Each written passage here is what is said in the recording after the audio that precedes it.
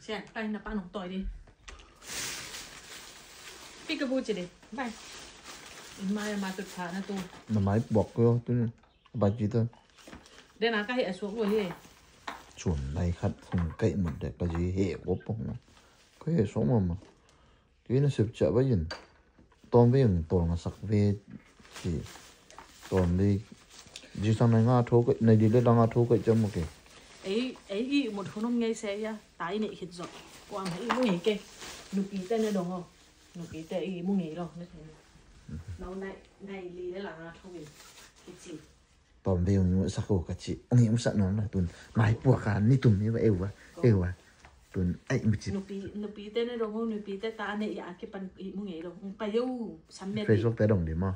Facebook anh nụ ký tên đồng này. Ok. Đồng bác bộ. Cái số cái gì đó cái đồng. Em chìm lốt thôi.